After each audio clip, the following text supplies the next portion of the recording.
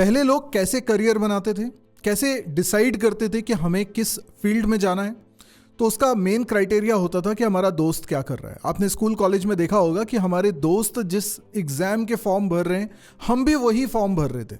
तो एक दौर ऐसा था। लेकिन अब जो दौर है आज के बच्चों के लिए, इन्फ्लुएंसर्स वो काम कर रहे हैं जिसको हम शुद्ध हिंदी में बोलते हैं भेड़ चाल। भेड़ चाल का मतलब ये हुआ कि सभी लोग एक ही दिशा में भाग रहे हैं बिना ये सोचे समझे कि क्या वो उस करियर के लिए फिट हैं। और यही चीज़ आज हो रही है इन्फ्लुएंसर्स के कहने पे। मैं ये नहीं कहता कि इसमें इन्फ्लुएंसर्स कहीं से गलत हैं। यहाँ पे हमारे अंदर इतनी जागरूकता होनी चाहिए कि हमें पता चले कि हमें किसकी बात सुननी है, किसकी बात माननी है। तो आज के इस वीडियो में हम लोग बात करने वाले हैं कि कैसे हम अपने करियर के लिए दिशा तय करें, कैसे हम अपने करियर को चुनें। तो हेलो फ्रेंड्स, बहुत बहुत स्वागत है आपका MySirji.com के इस चैनल पे। मैं हूं आपका दोस्त इंस्ट्रक्टर सौरभ शुक्ला। जैसे पहले दुनिया की खबरें हमें अखबार से पता चलती थी, आज की डेट में हम YouTube से पता करते हैं। हम लोग देखते हैं कि क्या मार्केट में ट्रेंड चल रहा है, किस तरह के जॉब प्रोफाइल्स की डिमांड ज़्यादा है।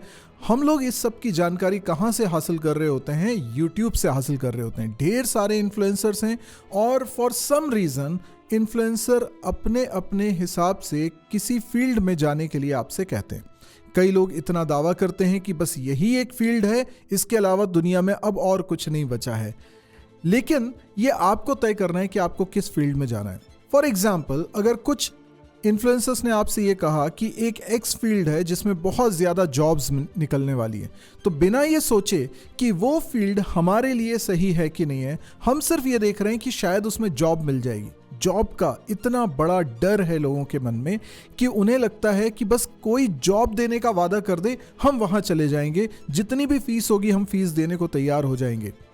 Please grow up.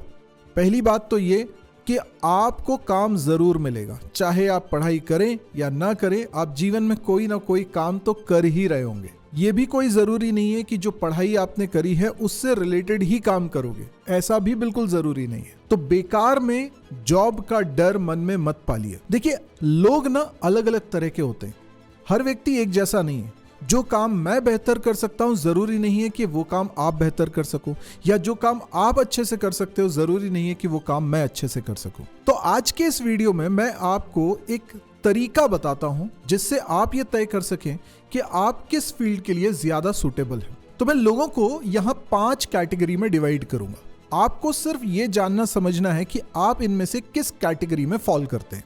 अगर आपको ये बात समझ में आ गई तो आपके लिए दिशा तय करना बहुत आसान हो जाएगा। तो देखिए, कुछ लोग होते हैं जो जॉब के लिए फिट होते हैं, यानी वो किसी बिजनेस को रन नहीं कर सकते, वो खुद का कोई व्यापार शुरू नहीं कर सकते, वो उस चीज़ के लिए नहीं बने हैं, या उनको ये भी समझ में नहीं आ रहा है कि उनका पैशन क्या है। कई लोगों ने कहा है, आपने भी सुना होगा, कई फिल्मों के माध्यम से भी ये मैसेज मिलता है कि पैशन को फॉलो करो।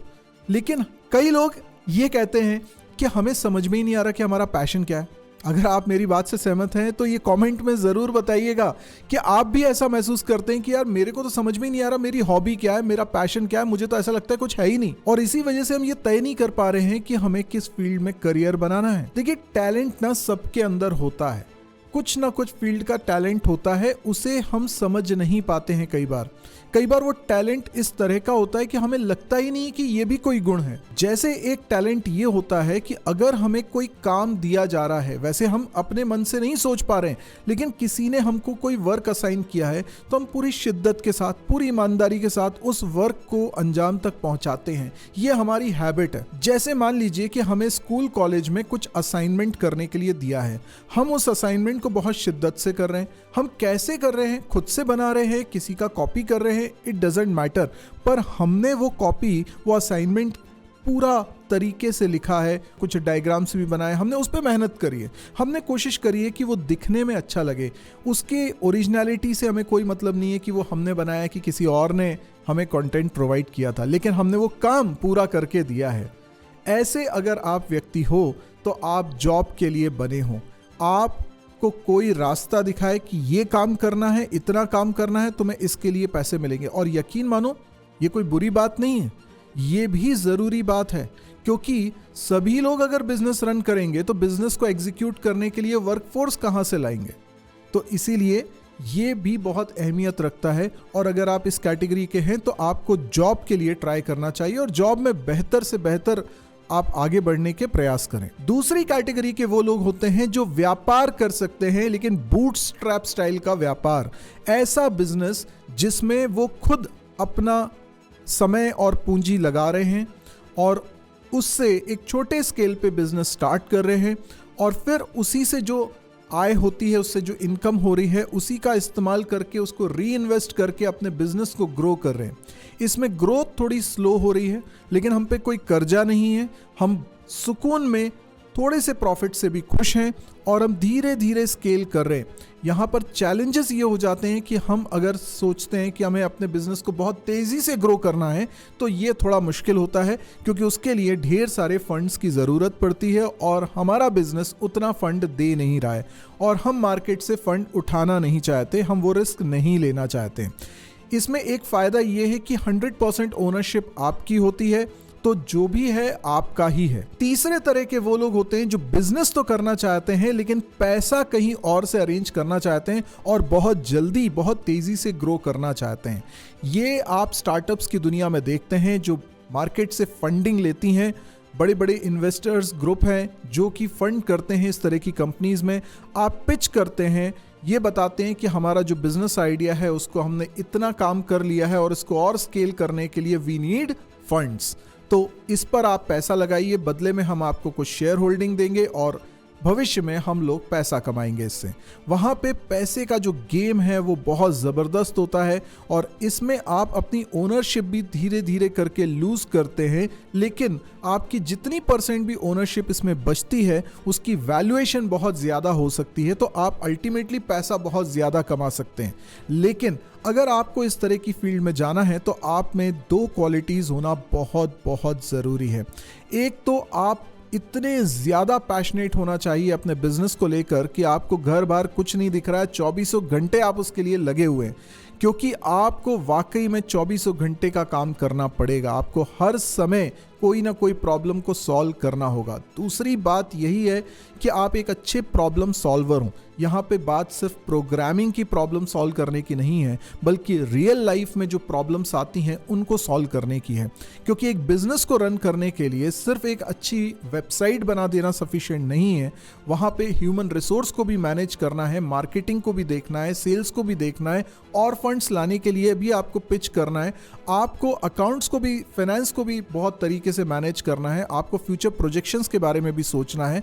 आप पूरे समय बिजी हैं, बहुत सारी मीटिंग्स कर रहे हैं। इस तरह का व्यक्ति बनना कोई आसान काम नहीं है और अगर आप इस तरह के हो तभी आपको फंडिंग वाली स्टार्टअप की लाइन में जाना चाहिए, वरना 90% जो फंडिंग वाले रास्ते पे गए हैं स्टार्टअप्स, वो फेल हो जाते हैं क्योंकि वो उस टेम्परामेंट के सीईओ नहीं होते हैं। चौथी कैटेगरी है फ्रीलांस प्रोफेशनल की, यानी आप किसी कंपनी में जॉब करने की बजाय स्वतंत्र रूप से अपनी स्किल के बेस पर एक प्रोफेशनल के तौर पर काम करते हो। आप कहते हो कि जिसको मेरे काम की ज़रूरत है मैं उसके लिए काम करूंगा, उसके बदले में पैसा लूंगा, यानी एक छोटा सा कॉन्ट्रैक्ट है कि ये काम के बदले मैं पैसे ले रहा हूं। तो यानी आप कहीं किसी कंपनी में जॉब नहीं कर रहे हैं, तो इसके कुछ फ़ायदे हैं, कुछ नुकसान हैं।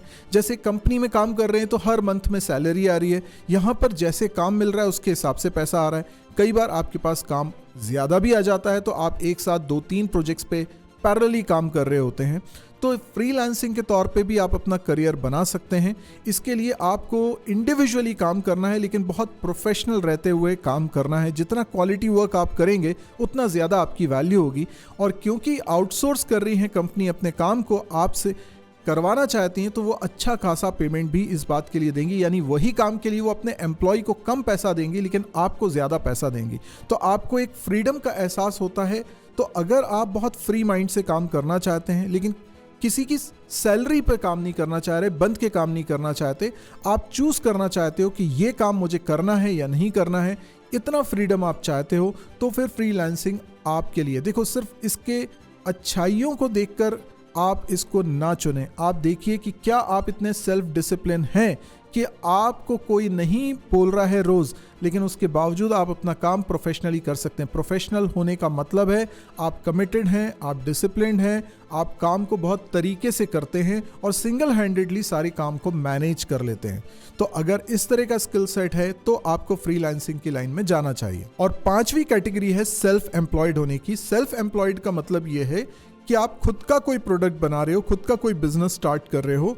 ये फ्रीलांसिंग से थोड़ा सा अलग होता है। फ्रीलांसिंग में हम दूसरे के लिए काम कर रहे हैं, दूसरे ने आउटसोर्स किया काम, तब हमें काम मिल रहा है। जबकि यहाँ पर हम अपना खुद का बिजनेस क्रिएट कर रहे हैं, जिससे हम किसी और पे डिपेंड नहीं है कि वो हमको काम आउटसोर्स करेगा तब हमें काम मिलेगा, बल्कि यहाँ पर हमारा खुद का अपना प्रोडक्ट हो सकता है जिससे हम कमाई कर रहे हैं। जैसे मैं टीचिंग के प्रोफेशन में हूं, तो इसको सेल्फ एम्प्लॉयड की कैटेगरी में कहना ज़्यादा बेहतर होगा। या आप एक अच्छे ब्लॉगर हैं, उससे आप पैसा कमा रहे हैं, तो वो भी सेल्फ एम्प्लॉयड की कैटेगरी में आएगा। आप एक अच्छे यूट्यूबर हैं, वो सेल्फ एम्प्लॉयड की कैटेगरी में आएगा।